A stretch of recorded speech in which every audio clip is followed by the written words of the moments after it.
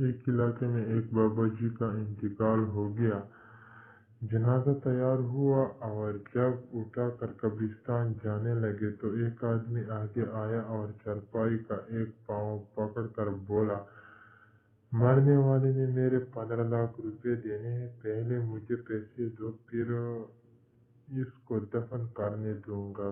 اب تمام لوگ کھڑے ہو کر تماشا دیکھ رہے تھے۔ بیٹوں نے کہا، مرنے والے نے ہمیں کوئی تو ایسی بات نہیں بتائی کہ وہ مقروض ہیں، اس لیے ہمیں پیسے نہیں دے سکتے۔ مرنے والے کے بھائیوں نے کہا، جب بیٹے ذمہ دار نہیں تو ہم کیوں دیں؟ اب سارے کھڑے ہیں اور اس نے چارپائی پکڑی ہوئی ہے۔ جب بات گھر کی عورتوں تک جا پہنچی، مرنے والے کی اکلوتی بیٹی نے جب یہ بات سنی تو فوراً اپنا سارا زیور اتارا اور اپنی ساری نقد رقم جمع کر کے اس آدمی کے لیے بھجوا دی اور کہا، اللہ کے لیے رقم اور زیور بیچ کر اس کی رقم اور میرے ابو کا جنازہ نہ روکو، میں مرنے سے پہلے سارا قرض ادا کر دوں گی، باقی رقم کا جلد بندوبست کروں گی۔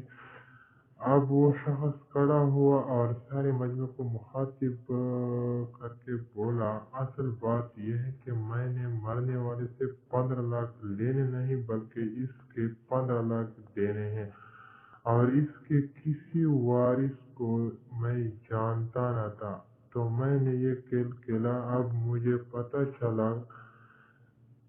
چل چکا ہے کہ اس کی وارث ایک بیٹی ہے اور اس کا کوئی بیٹا اور کوئی بھائی نہیں۔ اب بھائی منہ اٹھا کر اسے دیکھ رہے تھے اور بیٹے بھی۔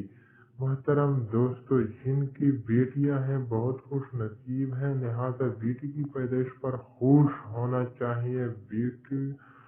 بیٹیوں کی شریعت میں بہت فضیلت ہے۔